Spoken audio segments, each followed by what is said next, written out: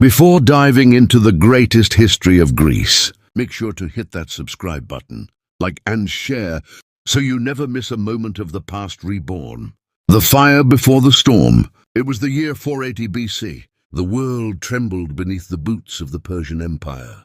The most powerful force ever known, led by King Xerxes I. Persia stretched from India to Egypt, a vast ocean of soldiers, gold and ships. Xerxes' ambition was not just to rule, he wanted to erase Greece, a land of independent city-states that dared to think freely, speak boldly, and live by their own laws. The story of the 300 Spartans. The Battle of Thermopylae, 480 BC. To Xerxes, Greece was a spark of rebellion, and he wanted to crush it before it became a flame. But Greece was not one single nation. It was a collection of proud, often divided cities. Athens, Sparta, Thebes, Corinth, each with its own leaders, warriors, and rivalries.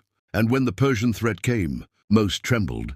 Some wanted to surrender. Only one city stood up first, a city built on discipline, courage, and war. That city was Sparta. The leader, King Leonidas. King Leonidas, I was not born into comfort.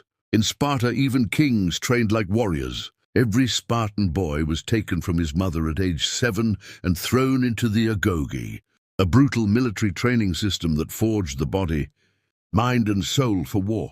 They learned to fight without fear, to endure hunger, pain and cold, and to place duty before life itself. So when word came that the Persian army, over 100,000 strong, was marching toward Greece, Leonidas didn't wait for politics. He made a choice that would echo through eternity. He would lead a small force to defend the narrow mountain pass of Thermopylae, the Hot Gates. It was the only route through which Xerxes' massive army could invade central Greece. Leonidas knew he couldn't stop the Persians, but he could delay them long enough for the rest of Greece to unite. The final day. As dawn broke, Leonidas and his warriors prepared for death. They fought until their spears splintered, until their shields cracked, until they had only their bare hands. The Persians surrounded them. Arrows darkened the sky.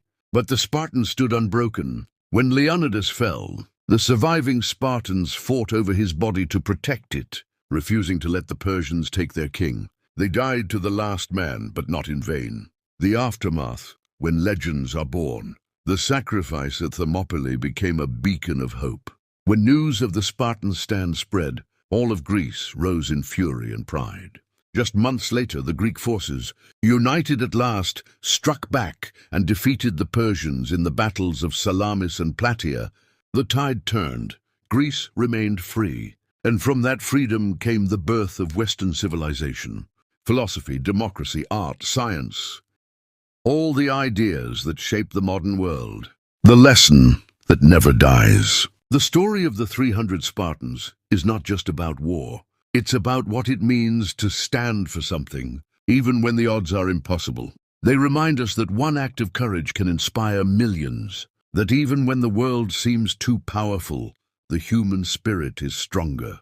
Leonidas and his men died thousands of years ago, but their message still lives. A man's worth is not measured by how long he lives, but by what he stands for when his life is on the line.